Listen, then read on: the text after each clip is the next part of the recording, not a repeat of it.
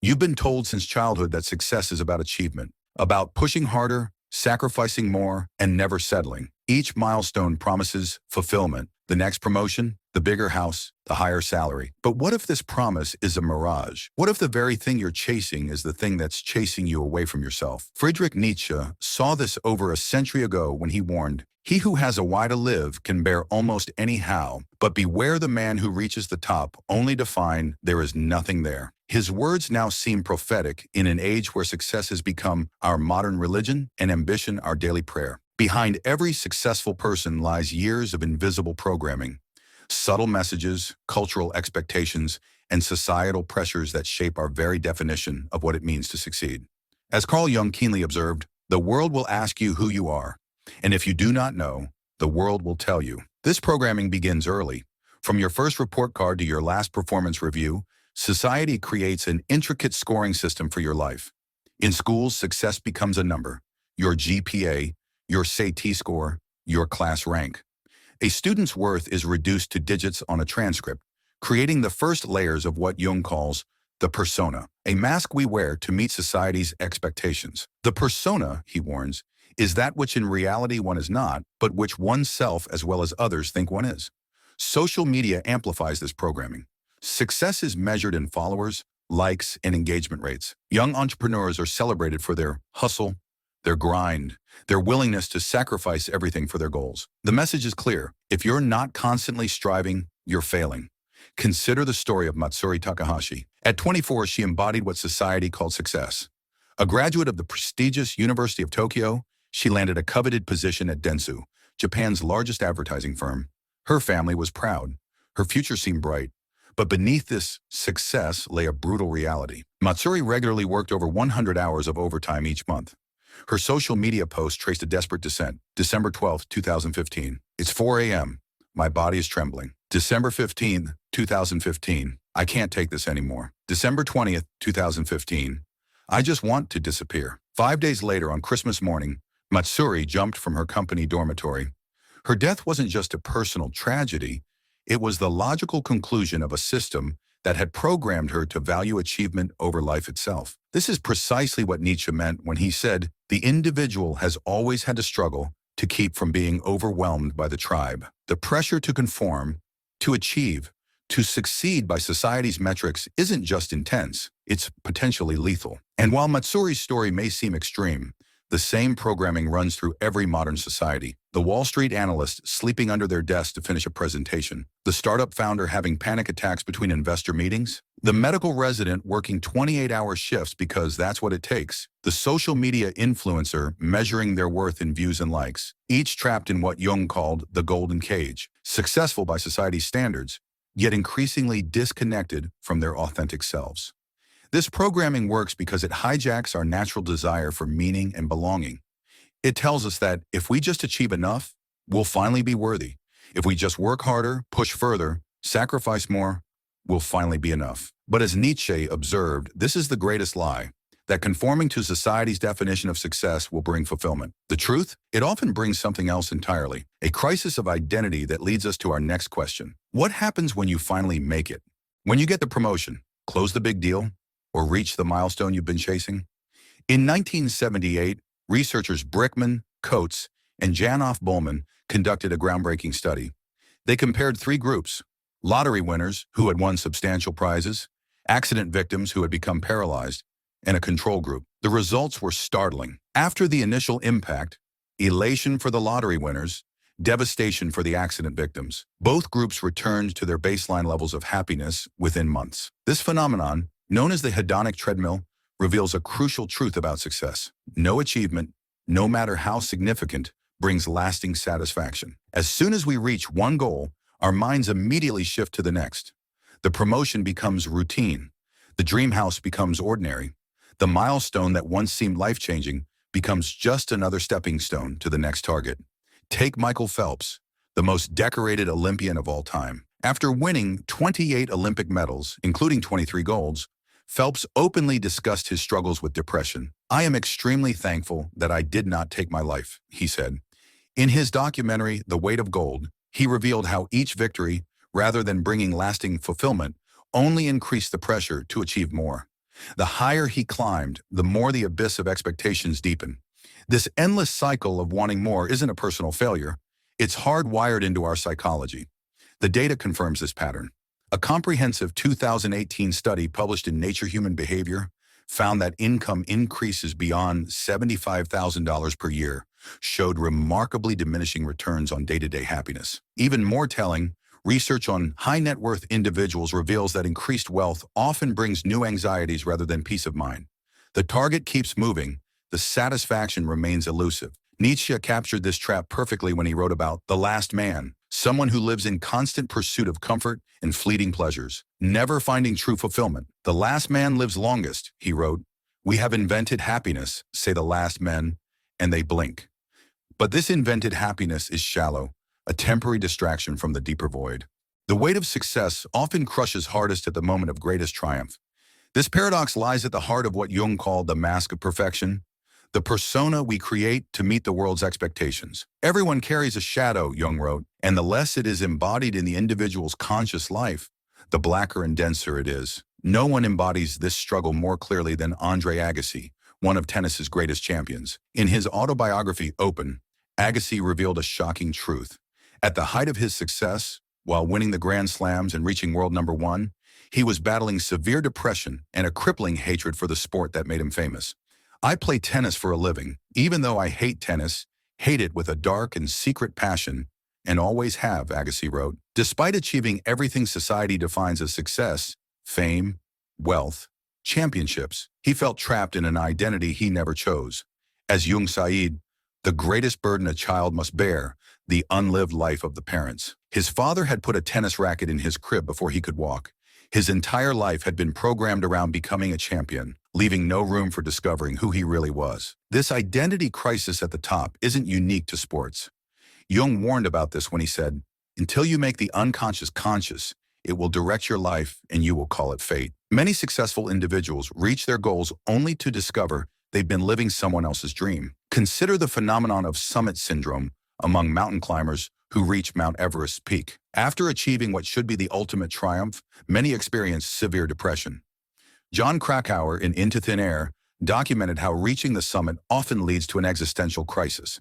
The summit is really only the halfway point. After you reach it, you have to find a way to get back down, and you have to find a way to live with what the mountain has done to you. This metaphor extends far beyond mountaineering. When success becomes your entire identity, you face two devastating possibilities. 1, achieving your goal and feeling empty. 2, failing to achieve it and feeling worthless. Nietzsche understood this trap when he wrote, "He who fights with monsters should be careful lest he thereby become a monster." Many high achievers become consumed by their pursuit of success, transforming into something they never intended to be. This fear of losing it all creates what psychologists call imposter syndrome, the persistent feeling that your success is fraudulent and could be exposed at any moment. A 2020 study in the Journal of Behavioral Science found that up to 82% of high achievers experience this phenomenon, showing how success often amplifies rather than alleviates self-doubt. The tragic irony is that the more successful you become, the harder it becomes to admit these struggles. Jung explained this through his concept of the shadow, the parts of ourselves we hide from the world. The brighter the light, he wrote, the darker the shadow. The more perfect your public image, the more painful your private doubts become. This identity crisis sets the stage for an even more insidious problem, burnout. Because when you've built your entire self-worth around achievement, you can never stop achieving. In 2019, the World Health Organization officially classified burnout as an occupational phenomenon, defining it as a syndrome resulting from chronic workplace stress. But this classification revealed only part of the truth.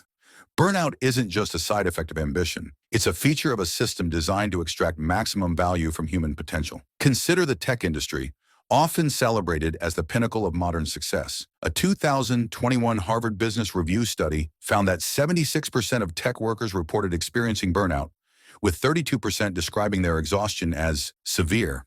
Yet industry leaders continue to glorify overwork, treating exhaustion as a badge of honor. People will do anything, no matter how absurd, to avoid facing their own soul, Jung warned. The modern workplace proves his point. We've created elaborate systems of rewards, bonuses, promotions, stock options, that keep us running even as we're running ourselves into the ground. The numbers tell a devastating story. 83% of U.S. workers report work-related stress, American Psychological Association, 2022. 23% of workers regularly feel burned out. Gallup, 2021. 48% of employees report working after hours and on weekends. Deloitte, 2022. The average American works 47 hours per week, with 18% working over 60 hours. But as Nietzsche observed, the possession of power inevitably spoils the free use of reason. Those at the top of this system, despite seeing its devastating effects, continue to demand more productivity, more dedication, more sacrifice. In 2020, internal documents from a major investment bank revealed junior analysts working 95-hour weeks. When this became public, the bank's response wasn't to fundamentally change the system, it was to offer higher salaries. As one analyst noted in the survey, the sleep deprivation, the treatment by senior bankers, the mental and physical stress. I've been through foster care, and this is arguably worse. This isn't failure of the system. It's the system working exactly as designed. When people are exhausted, they stop questioning. When they're burned out, they lose the energy to imagine alternatives. Nietzsche's warning about power structures remains painfully relevant. Keep people running so fast they can't stop to ask why they're running at all. The most insidious aspect? The system has convinced us that this is normal, that working ourselves to exhaustion is virtuous, that taking breaks is weakness, that being constantly available is dedication.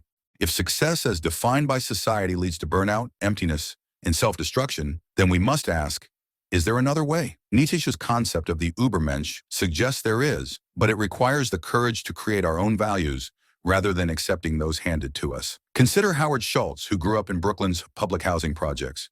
In his book, Pour Your Heart Into It, he reveals how his father's experience of being treated poorly at work shaped his vision for Starbucks.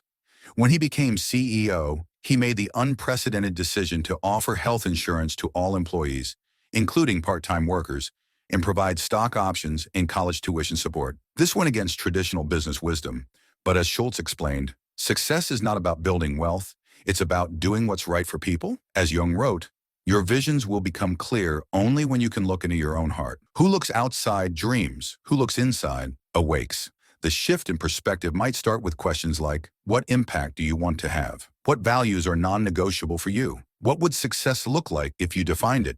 No price is too high to pay for the privilege of owning yourself, Nietzsche wrote. This ownership might mean choosing a different path, even when the society expects otherwise. But how do we actually make this transition? Jung wrote, a man who has not passed through the inferno of his passions has never overcome them. This powerful insight suggests that true success isn't about suppressing parts of ourselves to achieve. It's about integrating all aspects of who we are. NBA star Kevin Love demonstrated this principle when he wrote his groundbreaking 2018 Players Tribune article, Everyone is Going Through Something, revealing his struggles with panic attacks and mental health. Despite being at the peak of his career, Love chose vulnerability over the facade of invincibility. Everyone is going through something that we can't see, he wrote. The thing is, because we can't see it, we don't know it's there. His openness sparked a transformation in professional sports. Other athletes began speaking out. The NBA instituted new mental health policies. Love went on to establish the Kevin Love Fund, dedicated to normalizing the conversation around mental health. As he explained in a 2020 ESPN interview, success isn't just what happens on the court. It's about being whole, being authentic, helping others do the same. This integration of achievement with authenticity is what Jung meant when he spoke about individuation. Becoming your full self rather than just your successful self. But what does this look like in practice? Ray Dalio, founder of Bridgewater Associates, provides an illuminating example through his principle of radical transparency. In his book Principles, he describes how he built his company's culture around the idea that success comes from embracing both strengths and weaknesses. Pain plus a reflection equals progress, he writes. Instead of hiding failures or pretending to be perfect, Bridgewater's culture encourages open acknowledgement of mistakes and limitations. This approach to integration requires 1. Acknowledging the shadow. Recognizing that ambition and doubt coexist. Accepting that success and failure are both part of growth. Understanding that strength often comes from vulnerability. 2. Embracing wholeness. Valuing relationships as much as achievements. Making space for rest and reflection. Allowing for cycles of activity and recovery. 3.